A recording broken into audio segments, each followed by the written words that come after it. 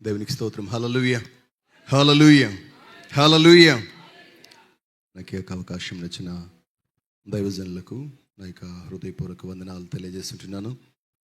లేఖన భాగంలో నుంచి కొద్ది నిమిషాలు ఈ యొక్క ఉపవాస ప్రార్థనలో పాలు పంపులు పొంది ప్రభు సన్నిధిలో ప్రార్థించుట కొరకు కూడి వచ్చినటువంటి దేవుని బిడ్డలమైనటువంటి మనమందరము కూడా లేఖన భాగంలో కొన్ని విషయాలను మనము ధ్యానం చేసుకుందాం. లూకా శుభవార్త 18వ అధ్యాయము. లూకా శుభవార్త 18వ అధ్యాయము మొదటి వచనము మనందరికీ చిరపరిచితమైనది. వారు విసుకక నిత్యము ప్రార్థన చేయుచుండవలననుటకు ఆయన వారితో ఈ ఉపమానము చెప్పెను. చాలు. లేఖన భాగంలో మనం అనేక మార్లు ఈ యొక్క వాక్య భాగాన్ని మనం విన్నాం. ఈరోజు చదవబడుతున్న వాక్యం కానీ చెప్పబోతున్న మాటలు కానీ మీ అందరికీ మనం అనేక మార్లు విన్న మాటలే, మనకు తెలిసినవే. వాటిలో నుండి కొన్ని విషయాలను మనము దేవుని యొక్క వాక్యంలో జ్ఞాపకం చేసుకుందాం. ప్రభు అయిన యేసుక్రీస్తు వారు ఆయన తన శిష్యులకు కానీ తన యొద్దకు వచ్చినటువంటి వారికి కానీ ప్రార్థన నేర్పించిన సందర్భాలు అనేకములు ఉన్నాయి. ఎందుకు ఆయన ప్రతి ఒక్కరికి కూడా ప్రార్థన గురించినంత ప్రాముఖ్యతనిచ్చాడంటే, క్రైస్తవునికి ఊపిరి అని ఒకవేళ మనం ఏదైనా మాట్లాడాల్సి వస్తే ప్రార్థనే క్రైస్తవుని జీవితానికి ఊపిరి. ప్రార్థన లేనివాడు ఊపిరి లేని వంటి వాడే. నీకు వాక్యం ఉండొచ్చు, నీవు మందిరానికి బైబిల్ పట్టుకుని రావచ్చు, కొన్ని సంవత్సరాల క్రైస్తవ అనుభవం నీకు ఉండొచ్చు, లేకపోతే నీకు చాలా టాలెంట్ ఉండొచ్చు, ఎన్ని ఉండొచ్చు గాక. దానిని దేవుడు మెచ్చుకొని ఇచ్చేది కంటే, క్రైస్తవుడు అతడు దేవునిలో జీవిస్తున్నాడు అని చెప్పడానికి ప్రార్థన ఒక వ్యక్తికి ఊపిరి వంటిది.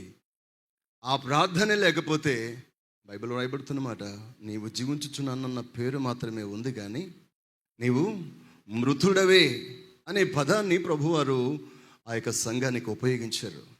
ఎందుకు, ఎప్పుడు ఆ మాట ఉపయోగించబడుతున్నది అంటే, ప్రార్థన ఎప్పుడు నీ జీవితంలో లేదో అప్పుడు ఆధ్యాత్మికంగా నీవు చచ్చిన వాడవే. ఎఫెసీ పత్రికలో కూడా మనం చదువుతాము, నీవు మృతులలో నిద్రించుచున్న నీవు మృతులలో నుండి లే అని ప్రభువు హెచ్చరిక చేశారు.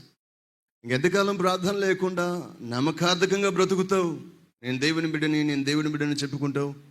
అలాగను కాదు. ప్రార్థన క్రైస్తవ జీవితానికి ప్రాముఖ్యం. దైవజనులు రాసినటువంటి ప్రార్థన పాట కూడా మనం వింటాం, అన్నిటికన్నా ప్రార్థనే మిన్న అనేటువంటి మాటను మనము చదువుతూ పాడుతూ ఉంటుంటాం.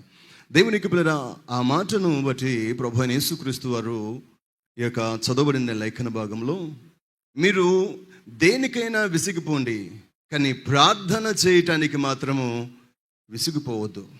కానీ మనం చేసేది చాలా రివర్స్గా ఉంటుంది. ఇందులో గంటల తరబడి వాక్యం వింటాం, మందిర పరిచర్యలో పాలు పంపుల బంధం అంటే రోజంతా ఆకలితోనైనా పరిచర్య చేస్తాం. మందిర పరిచర్య అన్నప్పుడు ఏదైనా చేయగలుగుతాం, స్వార్థకు వెళ్ళమంటే వెళ్తాం, ఇంకేదైనా చేయమంటే చేస్తాం. గంట కాదు 2 గంటలు కూర్చొని వాక్యం వినమన్నా వింటాం. కానీ గంట సేపు మోకాళ్ళు వేసి ప్రార్థనలోనే కనిపెట్టాలి, ఉండాలి అని అంటే 10 నిమిషాలు గంటలాగా అయిపోతుంది. మనకి 10 నిమిషాలు గంట అవుతుంది.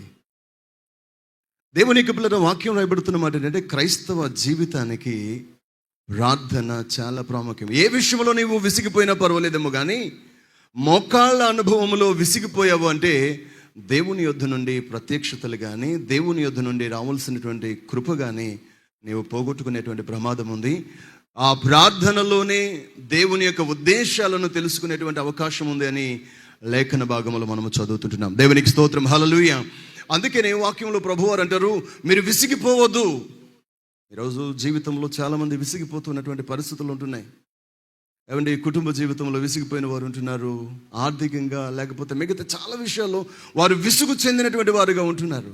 కానీ వాక్యం చెప్తున్న మాట ఏంటంటే, నీవు దేని విషయంలో విసుగు చెందుతున్నావు అనేది ప్రక్కన పెట్టి, కానీ ప్రార్థనలో మాత్రం విసుగు చెందొద్దు. ఎందుకు అంటే నీవు విసుగు చెందకుండా ప్రార్థనలో నీవు కనిపెట్టి నీవు ప్రార్థించువాడవైతే ఏ విషయాలలో నీవు విసుగు చెందుతూ విసిగిపోయి నాకెందుకు ఈ బతుకు, ఇంకెందుకు నా జీవితం, ఎందుకు నాకు ఈ ప్రతికూల పరిస్థితులని ఏ విషయాలలో నువ్వు విసుగు పడుతుంటున్నావో వాటన్నిటి నుండి కూడా నా ప్రభువు నీకు విడుదల ఇవ్వగలిగేవాడై ఉన్నాడు. దేవునికి స్తోత్రం. హల్లెలూయా, హల్లెలూయా. ప్రార్థన మన ప్రతికూల పరిస్థితులన్నిటిని కూడా అనుకూలంగా మార్చగలిగేది అని లేఖన భాగంలో రాయబడుతుంది. క్రైస్తవునికి ఉండవలసిన నిరీక్షణ ఒకటి ఉంది. క్రైస్తవునికి ప్రార్థనలో పాలు పంపులు పొందేటప్పుడు అతనికి ఉండవలసిన నిరీక్షణ ఒకటి ఉంది. ఎప్పుడు కూడా రెండు విషయాలు గుర్తు చేస్తాను. ఎప్పుడు నీవు మోకాళ్ళు వేసినా, ప్రార్థనలో కూర్చున్నా, ఈ మాట మొదట నీ నోటి నుండి రావాలి. ఆ తర్వాతనే నీవు విశ్వాసముతో మిగతా వాటిని ప్రార్థించాలి. మీకా గ్రంథంలోనికి రండి.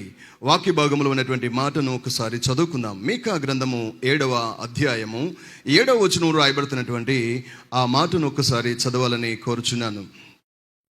మీకా గ్రంథము 7:7. అయినను యెహోవా కొరకు నేను ఎదురు చూచెదను, రక్షణకర్తయగు నా దేవుని కొరకు నేను కనిపెట్టి ఉందును, నా దేవుడు నా ప్రార్థన ఆలకించు. చాలు, ఈ మాట నాతో పాటు చెప్పండి. నా దేవుడు నా ప్రార్థన ఆలకించును. భక్తుడైనటువంటి మీకా మాట్లాడినటువంటి మాట ఇది. విశ్వాసముతో అతడు అంటున్నాడు, ఆలకించాడు అన్న పదాన్ని ఉపయోగించట్లేదు, విన్నాడు అని అంటలేదు, కానీ విశ్వాసముతో ఒక మాట పలుకుతున్నాడు. ఏమన్నాడంటే, నేను నమ్మిన నా దేవుడు వినేవాడు, నేను నమ్మిన నా దేవుడు ఆలకించేవాడు, నేను నమ్మి విశ్వసించి నేను ఎవరికైతే ప్రార్థన చేస్తున్నానో ఆయన నా ప్రార్థనలను వినేవాడు. నీవు ప్రభు సన్నిధిలో మనం ఎప్పుడు కూడా ఈ మాటను మనం జ్ఞాపకం చేసుకోవాలి. మనం మోకరించిన ప్రతిసారి కూడా నా దేవుడు నా ప్రార్థన ఆలకిస్తాడు అనేటువంటి విశ్వాసముతో మనము నిరీక్షణతో దేవుని సన్నిధిలో ప్రార్థించాలి. మరొక భాగము కూడా భక్తుడైనటువంటి దావీదు మాట్లాడినటువంటి మాట కీర్తనల గ్రంథంలోనికి రండి. 115వ కీర్తనలో వ్రాయబడుతున్నటువంటి ఆ మాటను ఒకసారి జ్ఞాపకం చేసుకుందాం. 115వ కీర్తన 12వ చరణంలో వ్రాయబడుతున్నటువంటి ఆ మాటను కూడా ఒకసారి చదువుకుందాం. యెహోవా మమ్మను మర్చిపోలేదు, యెహోవా మమ్మను మరిచిపోలేదు, ఆయన మమ్మను ఆశీర్వదించును. ఇది కూడా విశ్వాసముతో పలుకుతున్న మాటే. కీర్తనకారుడు విశ్వాసముతో పలుకుతున్న మాట ఇది. ఇందాక మనము మీకా భక్తుడు మాట్లాడిన మాట, నా దేవుడు నా ప్రార్థన ఆలకిస్తాడు. విశ్వాసముతో పలుకుతున్న మాట అది. దేవునికి బిడ్డలారా, ఇక్కడ కీర్తనకారుడు కూడా మరొక విషయాన్ని తను కొంచెం ముందుకు వెళ్ళి అతను ఒక మాట అంటున్నాడు, మా దేవుడు మమ్మును మర్చిపోలేదు. ఆయన దృష్టిలో నేనున్నాను. ఈ ప్రతికూల పరిస్థితుల్లో కూడా, లేకపోతే ఈ పరిస్థితుల్లో నేను వెళుతున్నప్పటికీ కూడా ఆయన నన్ను మర్చిపోలే. ఇంకా విశ్వాసంతో మరొక మాట ముందుకు అంటాడు, మమ్మును ఆయన మమ్మును ఆశీర్వదించును. ఇంకా ఆశీర్వాదం పొందలే, ఇంకా దీవెన తన యొద్దకు రాలే, ఇంకా అతడు ఆ ఆశీర్వాదము నోచుకోలే. కానీ విశ్వాసముతో నిరీక్షణతో ప్రభు సన్నిధిలో ఇలాగంటున్నాడు, ఆయన ఎప్పటికీ నన్ను మర్చిపోయేవాడు కాడు. ఆయన ఎప్పటికీ కూడా నా ప్రార్థనలను ఆలకించి నన్ను ఆశీర్వదించే నా దేవుడైనా. దేవునికి పిల్లరా, క్రైస్తవునికి ఉండవలసినటువంటిది ఈ విశ్వాసము, ఈ నిరీక్షణ, ఈ నమ్మకముతో నువ్వు ఎప్పుడు దేవుని సన్నిధిలో ప్రార్థన చేయగలుగుతావో తప్పక దేవుని యొక్క సన్నిధిలో నుండి ఈ ఆశీర్వాదాలను పొందుకోగలుగుతాం, దీవెనలను పొందుకోగలుగుతాం. చాలామంది ప్రార్థనలో విసిగిపోయి, అయ్యా ప్రార్థిద్దాం రండి, మేము చాలాసార్లు ప్రార్థన చేశాం, మాకన్నా భక్తిపరుడువా, ఎంత సీనియారిటీ ఉంది ప్రార్థనలో, ఎన్ని రోజులుగా మేము ప్రార్థించట్లేదు, నా అంత నువ్వు ప్రార్థన చేయగలవా? చేసి విసిగిపోయానండి. ఏ విధమైనటువంటి ఆశీర్వాదాలు లేవు. ఏ విధంగా కూడా మేము ప్రార్థన చేస్తున్నాము కానీ ప్రతిఫలం లేకుండా ఉండిపోయాము ఇంకాను అని చాలామంది వారు విసుగు చెంది ప్రార్థనలో వెనుకబడిపోయి ప్రార్థించకుండా ఉండిపోయినటువంటి ప్రజలు అనేకులు ఉంటున్నారు. కానీ వాక్యం రాయబడుతున్న మాట, విసిగిపోకుండా నమ్మకముతో నీవు ప్రార్థన కొనసాగించాలి. మనకున్నటువంటి ఆశ అంతా కూడా ఎలాగుంటుంది అంటే, ఇప్పుడు నేను ప్రార్థన చేస్తే ప్రార్థన ముగించే లోపల జవాబు నాకు రావాలి, ప్రార్థన ప్రారంభిస్తే ముగింపు లోపల నా జీవితంలో కార్యం జరగాలి. ఒకవేళ కాకపోతే నేను ప్రయాణమే వెళుతుంటుండగానో లేకపోతే బయటికి వెళ్ళేటప్పుడుగానో ఈ మందిరంలో నుంచి ఇంటికి వెళ్ళే లోపల దేవుడు అద్భుతం చేయాలి, అది మన ఆశ. కానీ దేవుని యొక్క ప్రణాళిక వేరు, దేవుని యొక్క ఉద్దేశాలు వేరేగా ఉంటాయి. నీవు ప్రార్థన చేస్తూ దేవుని సందులో కనిపెడుతుంటున్నప్పుడు ఒకవేళ నీ ప్రార్థనకు ఒక రోజు పట్టవచ్చు, ఒక వారం పట్టవచ్చు, ఒక నెల పట్టవచ్చు, లేకపోతే ఒక సంవత్సరం పట్టవచ్చు, లేకపోతే 5 సంవత్సరాలు పట్టవచ్చు. అదేంటండి అన్నిసార్లు అందరూ అంత టైం పడితే ఎలాగుంటుంది? మేము ప్రార్థన చేస్తే వినే దేవుడు కదా, వెంటనే ఇవ్వాలి కదా అనవచ్చు. కొన్నిటికి వెంటనే సమాధానం దొరకవచ్చునేమో, కానీ కొన్నిటి విషయాలలో మాత్రము నీవు ఓరిమితో ఓపికతో కనిపెట్టి ఎదురు చూడవలసినటువంటి అవకాశం ఉంది. ఎందుకు అంటే దేవుని యొక్క సన్నిధిలో నీ ప్రార్థనలకు ఒకవేళ జవాబు అప్పుడే దొరకకపోతే దేవుని యొక్క మౌనము వెనకాల బలమైన ఆశీర్వాదము దాగి ఉన్నది అని నీవు తప్పనిసరిగా గుర్తెరగవలసి ఉంది. దేవునికి స్తోత్రం, హల్లెలూయా. దేవుని యొక్క మౌనము వెనకాల చాలాసార్లు మనం అంటున్నాం, ఎందుకని మేము ప్రార్థన చేస్తున్నాం కానీ కార్యాలు జరగట్లేదు. అయ్యగారితో ప్రార్థన చేసుకున్నాం, సంఘం ప్రార్థన చేసింది, నేను ప్రార్థన చేస్తున్నాం, కుటుంబముగా కలిసి ప్రార్థన చేస్తున్నాం, ఎందుకో మా ప్రార్థనలకు జవాబు లేదు, మేము ఇంకా అలాగే ఉండిపోయాం, మా పరిస్థితులు ఏం మారట్లేదని, ఒకవేళ ఎందుకు మా పక్షంగా దేవుడు కార్యం చేయట్లేదని ఒకవేళ నువ్వు మాట్లాడుతూ ఉంటే బైబిల్లో అనేక సందర్భాలు ఉన్నాయి. మీకు తెలిసినటువంటిది, మనం అనేక మార్లు విన్నటువంటి సందర్భాన్ని మీకు మరొక మారు గుర్తు చేస్తుంటాను. దేవుని మౌనము వెనకాల దాగిన ఆశీర్వాదం చాలా ఉంది. ఎలాగును అంటే మనందరికీ తెలుసు, యాకోబు యొక్క కొడుకు యోసేపు గోతులో నుంచి పొతిఫర్ ఇంటికి ఐగుప్తు దేశానికి అమ్మబడ్డాడు. ఎప్పుడైతే కొడుకు అమ్మబడ్డాడో పిల్లలందరూ వచ్చేసి, మిగతా పిల్లలు వచ్చేసి తండ్రితో చెప్తున్నారు, నాన్న నీ కొడుకు చచ్చిపోయాడు, వాని యొక్క వస్త్రం మాత్రమే మాకు దొరికింది, తీసుకొచ్చి ఇచ్చామని చెప్పినప్పుడు ఆ తండ్రి యోసేపుని ఎంత ప్రేమించాడంటే మిగతా వారందరికంటే గాఢంగా ప్రేమించాడట. ఆ కొడుకు యొక్క వస్త్రాన్ని పట్టుకొని కొన్ని దినాల పాటు ఏడుస్తూ ఉండి దుఃఖముఖుడైపోయి ఏడుస్తూ అయ్యో నా కుమారుడా అని ఏడవటం ప్రారంభించాడు. దేవునికి పిల్లరా, కొన్ని దినాల పాటు ఏడ్చి దేవా అని ప్రభు సన్నిధిలో కూడా ప్రార్థన చేసినప్పటికీ కూడా దేవుడు ఏ విధమైనటువంటి సమాధానము యాకోబుకి ఇవ్వలే. ఒకనొక సమయంలో అతడు మోకాళ్ళు వేసి ప్రార్థన చేస్తే అడగకుండానే దేవుడు అతనితో మాట్లాడిన సందర్భాలు అనేకములు ఉన్నాయి, అడగకుండానే ఆశీర్వదించిన సందర్భాలు అనేకములు ఉన్నాయి, మోకాళ్ళు వేయగానే దిగి వచ్చినటువంటి సందర్భములు అనేకలు ఉన్నాయి. కానీ ఈ విషయంలోకి వచ్చేటప్పటికి అతడు ఎంత దుఃఖించి ఏడ్చి ప్రార్థన చేసినప్పటికీ కూడా దేవుడు జవాబునివ్వలేదు, మౌనం అయిపోయాడు. ఎందుకు? ఇతడు ఇంతగా ఏడుస్తూ ఉంటే వెంటనే దేవుడు సమాధానం ఇవ్వచ్చు. ఇంతగా మాట్లాడిన దేవుడు అదే సమయంలో, యాకోబా ఎందుకు ఏడుస్తున్నావు? నీ కొడుకు చావలే, నీ పిల్లలు అబద్ధం చెప్పారు, నీ కొడుకు ఐగుప్తు దేశానికి అమ్మబడ్డాడు అని ఒకవేళ దేవుడు అతడు ప్రార్థనలో కనుక జవాబిచ్చుంటే యాకోబు యొక్క ప్రతిస్పందన ఏంటి చెప్పండి? యాకోబు ఏం చేసేవాడు అంటారు? పరిగెత్తుకొని ఏదో ఒక ప్రయాస పడిపోయి ఏదో ఒకటి చేసి ఐగుప్తు దేశానికి వెళ్ళిపోయి ఎక్కడున్నాడాన్ని వెతికి అక్కడికి వెళ్ళి ఎవరి చేతనో ఎవరి కాళ్ళలో పట్టుకొని ఎవరినో బతిమలాడుకొని ఏదో చేసుకొని రికమెండేషన్ చేస్తూ ఏదో ఒకటి చేసి ఏం చేసేవాడు అంటారు? యోసేపుని మరలా ఇంటికి తెచ్చుండేవాడే. అవునా కదా? యోసేపుని ఇంటికి తెచ్చుండేవాడే. ఒకవేళ దేవుడు అతని ప్రార్థనకు జవాబిచ్చుంటే అదే పని యాకోబు చేస్తుండేవాడు.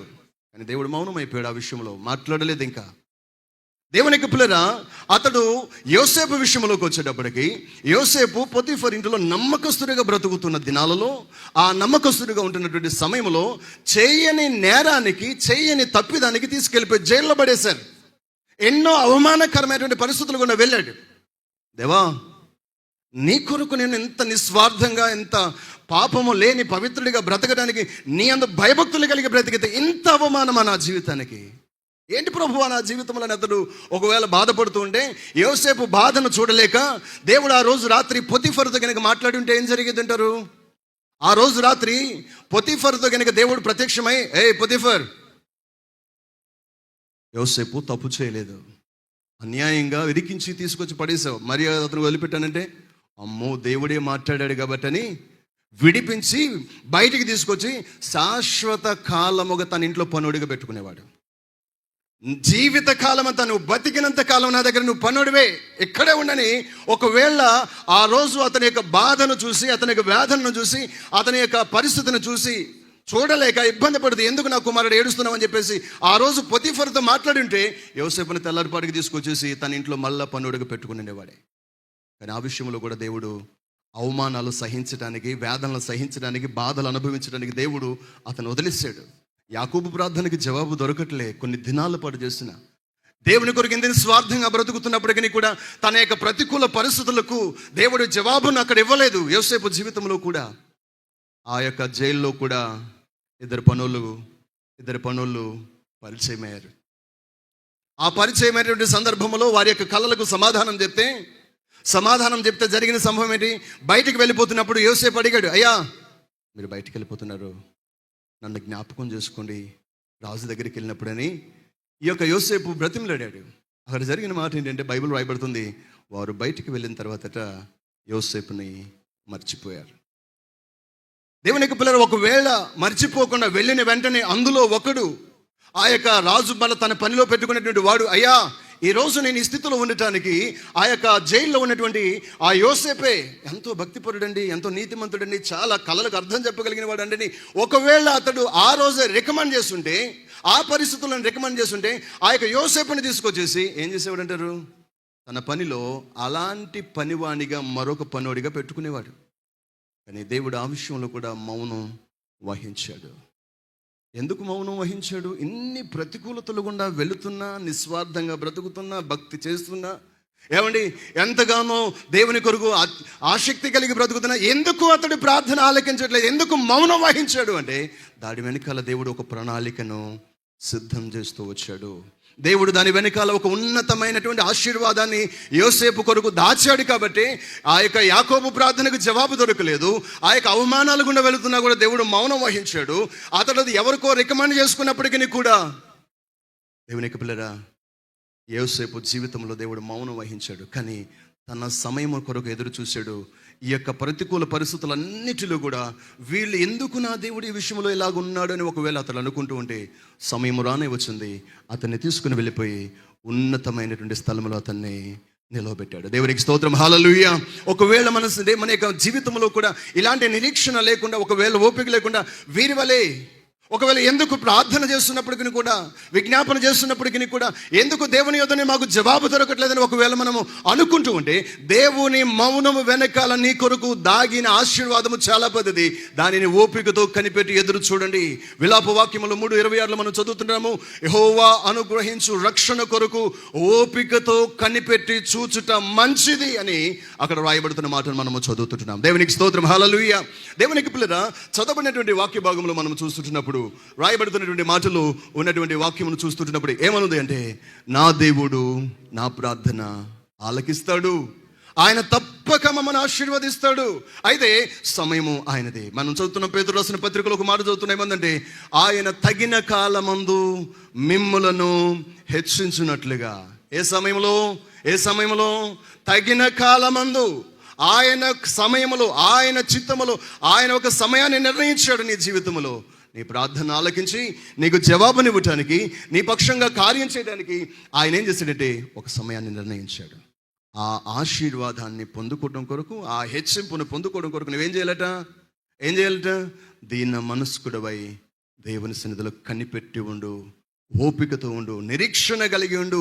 దేవుని సన్నిధిలో నీ యొక్క ఆధ్యాత్మికత ఎలా ఉండాలంటే, మీకా గ్రంథంలో చదివినట్లు మరొకసారి అక్కడికి వెళ్దాం. 8వ వచనంలోకి వచ్చినట్లయితే 7వ అధ్యాయం 8వ వచనం చూసినప్పుడు అక్కడ నిరీక్షణతో కూడిన ఆ ప్రార్థన మనకు అనేక విషయాలు నేర్పిస్తున్నాయి. చదువుదాం ఒకసారి. నా శత్రువా, అక్కడ రాయబడుతున్న మాట చూసినప్పుడు 8వ వచనంలో ఇతను మొదటిగా విశ్వాసంతో పలికాడు, నా దేవుడు నా ప్రార్థన ఆలకిస్తాడని ధైర్యంతో విశ్వాసంతో మాట్లాడుతూ, రెండవ మాటగా అతన్ని బలహీనపరిచేవాడు, అతన్ని కృంగదీసేవాడు, అతని మీద దాడి చేసేటువంటి వారితో ఇలాగున మాట్లాడుతున్నాడు. ఏమంటున్నాడంటే, నా శత్రువా, నా మీద అతిశయపడవద్దు, నేను క్రింద పడినను నిరీక్షణతో కూడిన ప్రార్థన ఇది. ఏమంటున్నాడు?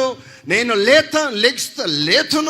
లెగిస్తాను క్రింద పడిన స్థితిలో ఉన్నప్పటికీ కూడా. ఎవరితో చెప్తున్నాడంటే, తన యొక్క శత్రువు తన యొక్క స్థితిని చూసి నవ్వుతూ, చూసావా ప్రార్థన చేసావు కానీ ఏం జరిగిందని, ఇన్నాళ్ళు బట్టి దేవుని సన్నిధికి వెళ్ళావు కదా, వాక్యం విన్నావు కదా, సహవాసంలో ఉన్నావు కదా, ఏమైందండి, ఏముంది నీ జీవితంలో అని శత్రువు అయిన వాడు ఇతరులలో నుండో, కుటుంబ సభ్యుల్లో నుండో, బయట వారిలో నుండో, వాళ్ళెవ్వరి ద్వారా పని చేయకపోతే వాడే ప్రత్యక్షంగా నీతో కూడా మాట్లాడి నిన్ను కృంగదీసే పరిస్థితులు అనేకములు ఉంటాయి.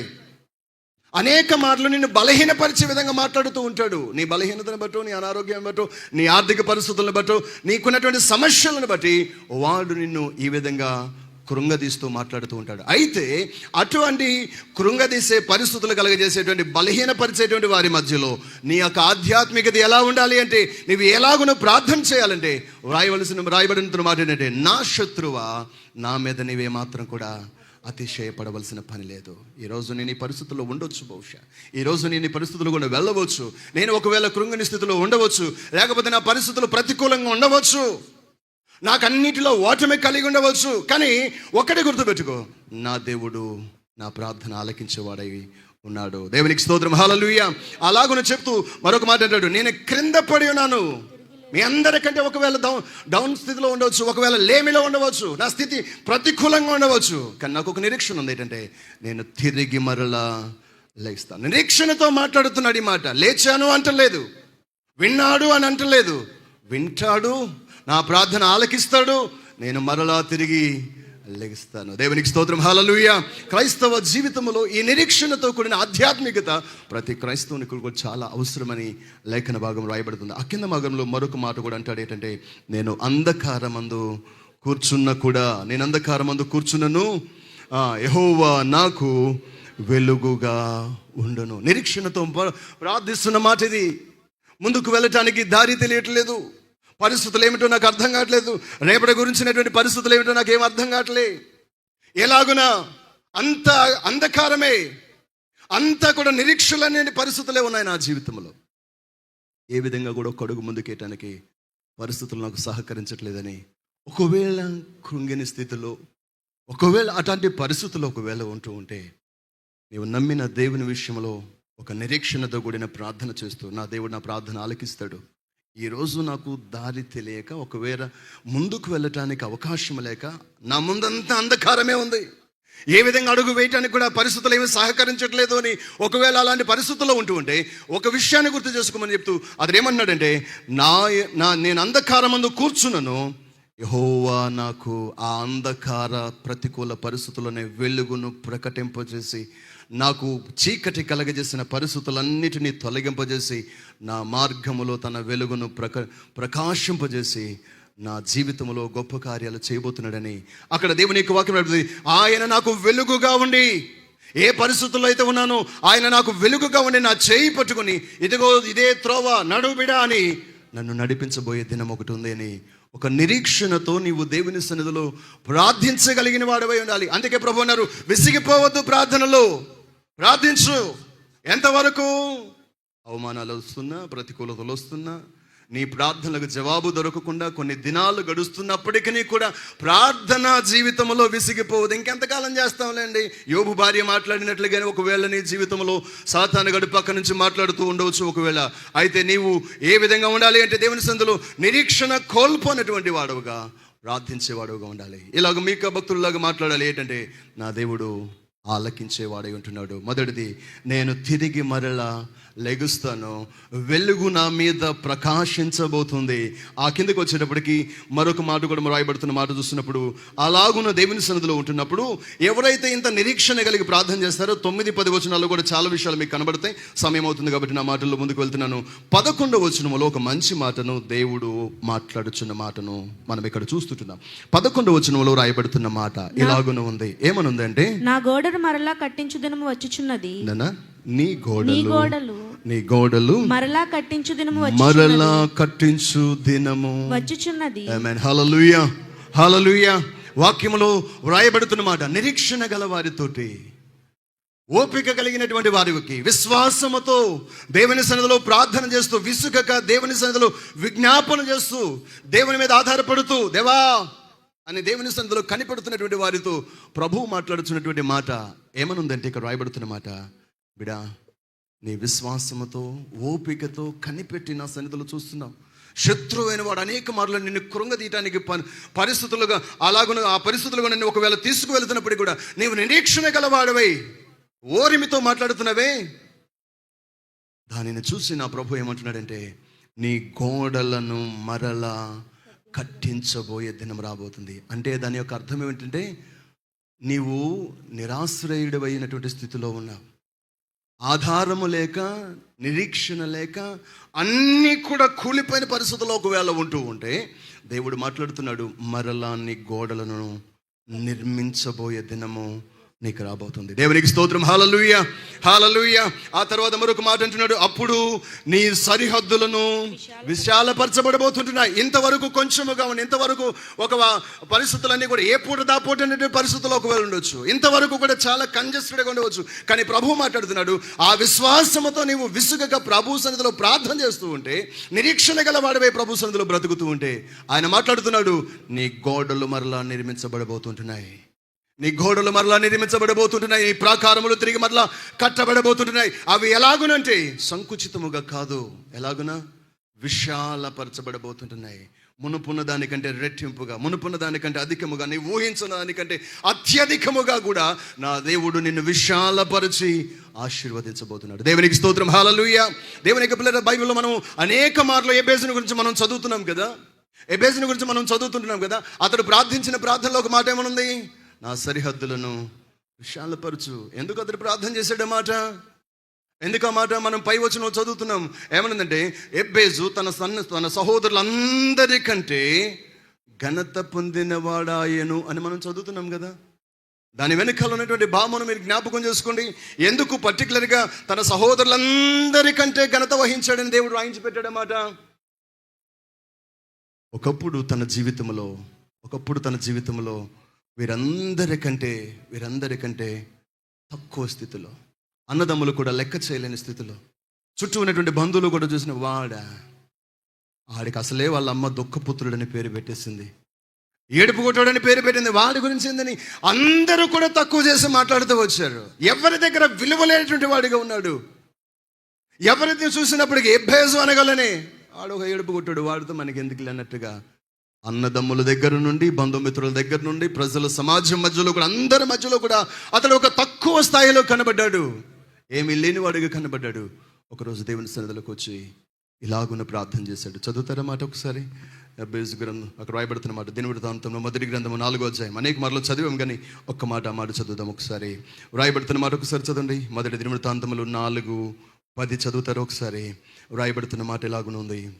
ఎబ్బేజు ఇశ్రాయేలీయుల దేవుని గురించి మొరపెట్టి నీవు నన్ను నిశ్చయముగా ప్రార్థన చేస్తున్నాడు. ఎలాగున ప్రభు సన్నిధిలో నిరీక్షణతో ప్రార్థన చేస్తూ అడుగుతున్నాడు. ఏమంటున్నాడు ఆయన?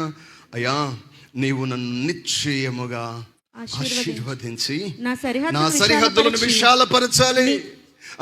నీ చెయ్యి నాకు తోడుగా ఉండ, దయచేసి నాకు కీడు రాకుండా దానిలో నుండి నన్ను తప్పించయ్యా. దేవుని సన్నిధిలో ఏడుస్తున్నాడు నిరీక్షణతో ఎదురు చూస్తూ.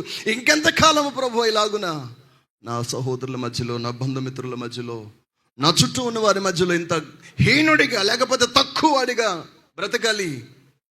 ఇలాగున ఎబ్బేజు దేవుని సన్నిధిలో ప్రార్థన చేయగా, ఆ తర్వాత మాట చదవండి ఒకసారి. ఏమనుంది? యెహోవా అతని యొక్క ప్రార్థనను ఏం చేశాడట? దేవుడు అతడు మనవి చేసినది అతనికి దయచేశాడు. దేవునికి స్తోత్రం. హల్లెలూయా. నిరీక్షణతో కూడిన ప్రార్థన అతని సరిహద్దులను విశాలపరిచాయి.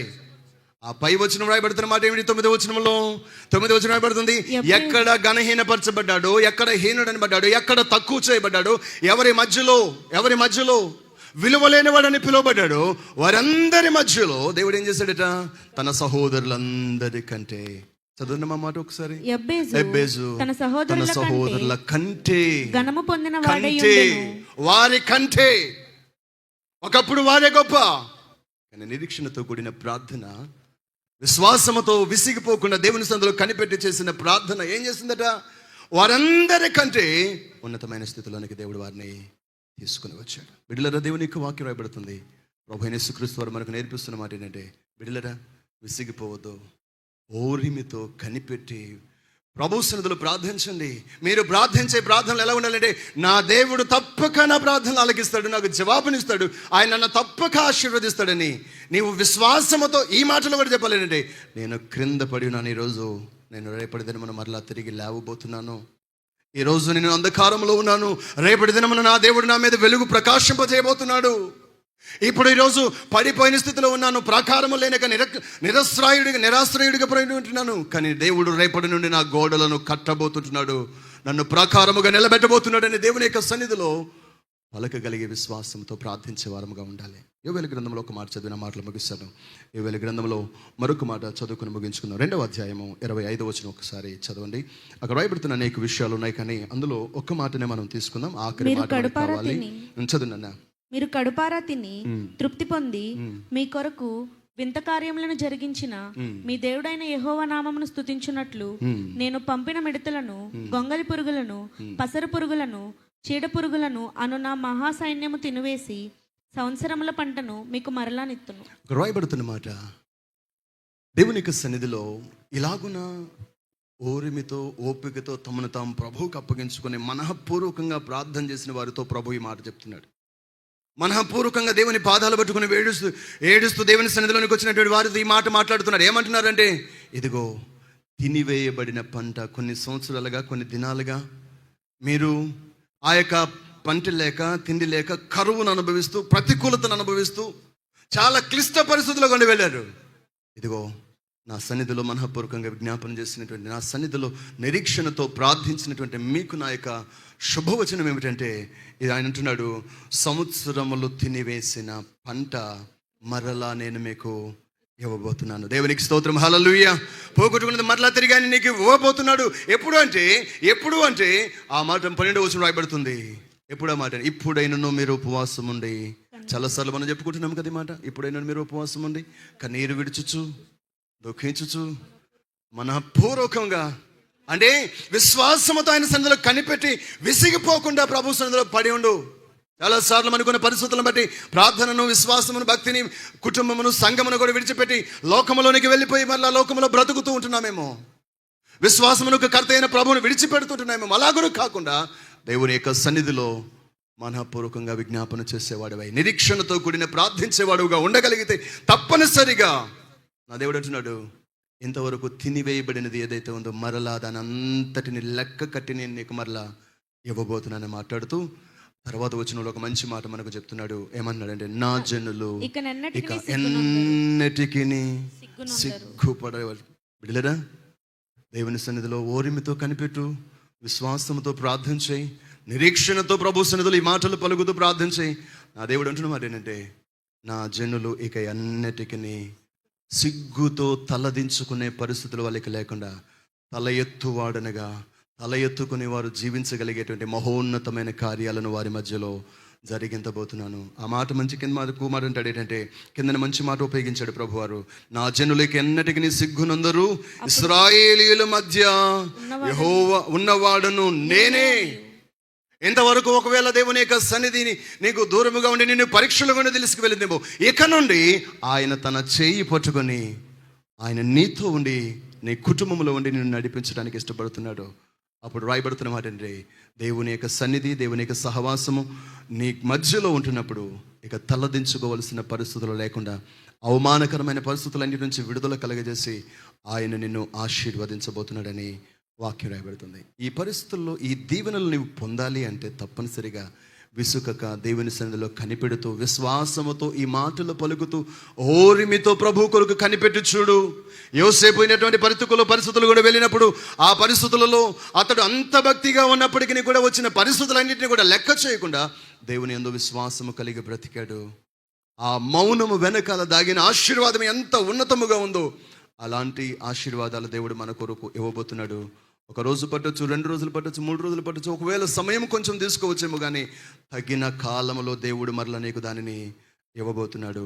దాని కొరకు విశ్వాసముతో నీవు ప్రార్థన చేయాలి. ప్రార్థన చేసుకుందాం. తల్ల వచ్చి కండ్లు మూసుకోండి. ప్రభు సన్నిధిలో ప్రార్థన చేసుకుందాం. ప్రభు యొక్క సన్నిధిలో దేవుని యొక్క పిల్లలముగా ఈరోజు మనము ఆయన సన్నిధిలో ప్రార్థించడం కొరకు వచ్చి ఉన్నాం. ఉపవసించి ప్రార్థించడానికి మనం అందరం కూడా కూడి వచ్చి ఉంటున్నాం. అయితే దేవుని యొక్క వాక్యంలో వ్రాయబడుతున్న మాటలు అనేక మార్లు ఈ మాటలు మనం వింటూనే వస్తూ ఉంటున్నాం.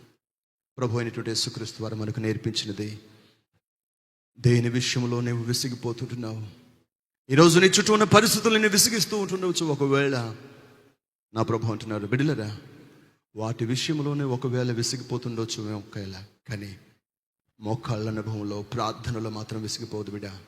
ఎందుకంటే ఏ సమస్యలు నిన్ను విసిగిస్తున్నాయో వాటన్నిటి నుండి నేను విడిపించగలిగేటువంటిది ప్రార్థన.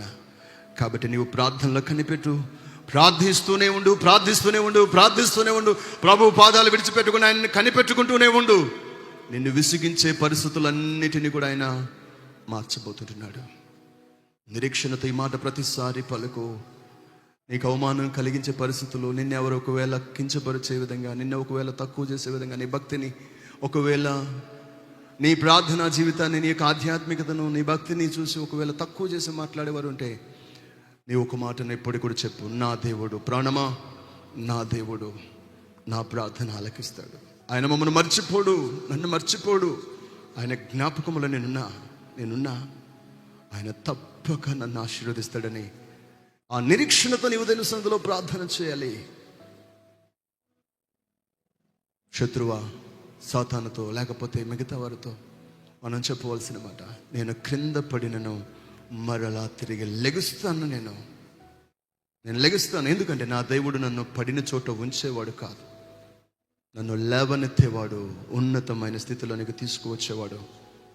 ఆ నిరీక్షణతో మాట్లాడుతూ, నేను అంధకారమందున్నను, దేవుని వెలుగు నా మీద ప్రకాశించబోతుంది. నా దేవుడు నన్ను ఈ గాఢ అంధకారంలో ఉంచేవాడు కాదు, తన వెలుగును ప్రకాశింపజేసి మార్గములను సరళము చేసి నాకున్నటువంటి పరిస్థితులన్నిటినీ మార్చి నన్ను గమ్యమునకు చేర్చగలిగిన దేవుడని విశ్వాసంతో పలుకుదాం.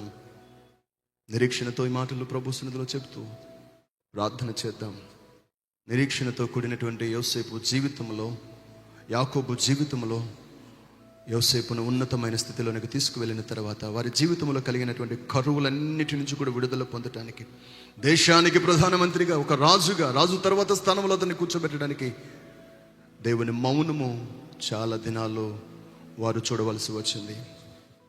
మన జీవితాల్లో కూడా ఒకవేళ పరిస్థితులు కూడా వెళుతుంటే కనిపెడదాం ప్రభు సన్నిధిలో, విశ్వాసంలో, నిరీక్షణలో ఏమాత్రం సన్నగిల్లిపోవద్దు. ప్రార్థన చేసుకున్నాం. దయాళుడైన తండ్రి, మీ సన్నిధిలో మేము ఎలాగునూ ప్రార్థన చేయాలో మీరు మాకు నేర్పిస్తున్నారు.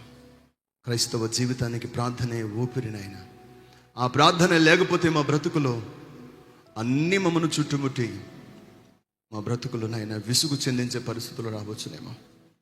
ఇదిగో మీ సన్నిధిలో ప్రార్థన చేస్తూ, అయ్యా మీ కొరకు ఎలాగూ కనిపెట్టాలో మీ లేఖనములు అనేక విషయాలు మీరు మా ముందు ఉంచారు. భక్తుల జీవితాలలో వారు ఎలాగునో మీ సన్నిధిలో మీ మీద ఆధారపడుతూ మీ సన్నిధిలో ప్రార్థించారు. మేము కూడా అలాగున ఉండగలుగు కృప మాకు అందరికీ అనుగ్రహించండి. దేవా, మీ మీద ఆధారపడి నిరీక్షణ కలిగి కనిపెట్టి చూసిన వారందరినీ మీరు ఆశీర్వదించారు. దేవా, వారందరి జీవితాల్లో మహోన్నతమైన కార్యాలు జరిగించారు. నీవు పక్షపాతం లేని దేవుడవు. ఈరోజు అలాగున మీ సన్నిధిలో కనిపెడుతూ ఉంటుండగా మా జీవితాలలో కూడా అట్టి కార్యాలు చేయుటకు సమర్థుడైన ప్రభుడవు నీవు నాయన. జరిగించండి, మీరు మహిమ పొందండి. ఈరోజు ఈ యొక్క ఉపవాస ప్రార్థనలో పాలు పంపులు పొందుటకు కూడిచ్చినటువంటి మీ బిడ్డలందరినీ కూడా మీరు జ్ఞాపకం చేసుకోండి. మరి కొన్ని పరిస్థితులు లేకపోతే ఏమై ఉండొచ్చు గాక, ఏ పరిస్థితులు వారికి ఉన్నాయో మాకైతే తెలియదు, కానీ సర్వశక్తిమంతుడైన దేవుడు నీవు అన్నీ చూస్తున్నావయ్యా, కనిపెడుతున్నావు ప్రభువా. వారందరినీ మీరు దర్శిస్తుంటున్నారు. మీ సమయం కొరకు ఎదురు చూస్తున్నారు. అంతవరకు ఓరిమితో మీ బిడ్డలో ఎదురు చూస్తూ మీ కార్యాల కొరకు నిరీక్షణతో ఎదురు చూసే భాగ్యమును బిడ్డలందరికీ అనుగ్రహించి మీరు మహిమ పొందమని ప్రభువా, ఈ కొడుకులో పాలు పంపులు పొందిన కుటుంబములన్నిటిని మీరు ఆశీర్వదించమని, ప్రార్థనా సహాయంలో కోరి మీ సన్నిధిలోనికి వచ్చినటువంటి ప్రతి కుటుంబమును కూడా మీరు దర్శించమని ప్రార్థన చేసుకుంటూ ఈ పరిచర్యలో ముందుకు సాగుతున్న మీ దాసుని కుటుంబమును, వారి బిడ్డలను మీరు దీవించి ఆశీర్వదించి ఉన్నతమైనటువంటి దశలో మా ప్రభు మీరు దాసులని మీరు నిలబెట్టి రెండు దినాలు బలమైనటువంటి పరిచర్యను జరిగించమని, సంఘ విస్తరణలో సరిహద్దులను విశాలపరిచి ఘనమైన మీ కార్యాలు జరిగించమని ప్రార్థన చేసుకుంటూ యేసు నామమున అడిగి వేడుకుంటున్నాం తండ్రి.